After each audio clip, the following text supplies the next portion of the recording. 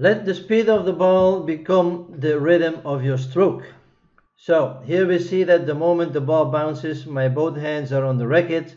The tip of the racket is pointing forward.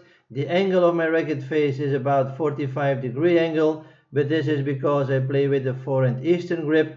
If you play with a semi-western or full western, your racket face would be more straight in this position, but that will not change the way you have to find your rhythm. My racket face position can also change in function of the height of the ball. So all this happens before the bounce, and this is what we call the preparation or getting into the power position. And on the bounce we will start our swing, and this is the moment where we will start to make our rhythm by bringing or turning the racket back with the speed of the ball. So going to the ball with both hands, finding the bounce with that both hands on the racket is what I always ask to my beginners, to have that shoulder turn and getting that power position. So here we see that turning with the speed of the ball. And let's check this out again one more time. So the hands go, the feet follow.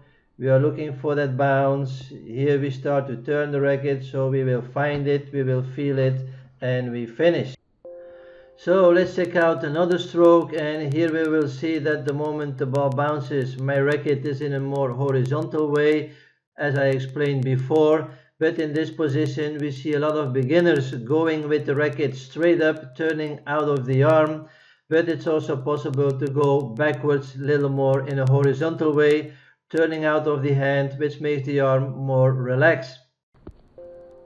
Watch how I'm turning the racket now out of my hand, and I'm not playing with that firm wrist. So you have just seen in slow motion the take back goes together with the speed of the ball. Now I have another tip for the beginners.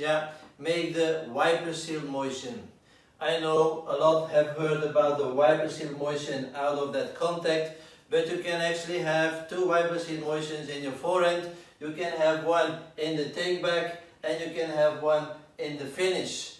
The difference will be that the one in the take back is the one that should go with the speed of the ball. This is where you're going to find your rhythm, and in the finish it will depend on what kind of ball you want to play. If you want to play a slow ball, that wiper shield will go slower. If you want a faster ball, that wiper shield will go faster.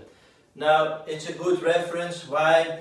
If it's raining slow, the wiper shields are going slow. So it's like if the ball comes slower to you, you have to make that wiper shield or that take back motion slower together with the ball. If it's raining faster, the wiper shield's going faster. So if the ball is going faster, the wiper shield will also go faster. And for that, if you start as a beginner with slower balls and you get used to that motion, it's easier in the future to make that movement faster together with the ball. I know a lot of people will say this is the women's forehand, but as beginners we have to start somewhere. So if you watch Halep, which has a decent forehand, she also makes that wiper shield motion here more in the back, where we can see with the men's tennis, if you watch Federer, Djokovic, Nadal, they are doing more the tapping the dog movement. So they're going here, they bring the racket back, and from here they go towards contact. But if you watch the movement they make, so once they are here, they start to make also that wiper shield motion before they go to contact. So the feeling you have or you create here by doing that wiper shield motion will come back no matter if you stay in this kind of forehand or you want to change it a little more. You need that motion of a wiper shield, let's say, to have a good rhythm in your forehand.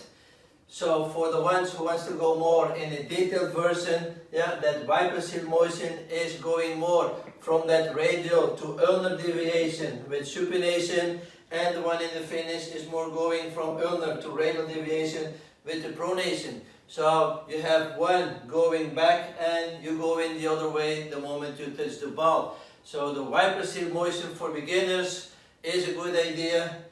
Once they start to have that rhythm here, it's easier to change or go faster to a higher level or faster balls. So try it out, go on the court, let me know, and thank you for watching.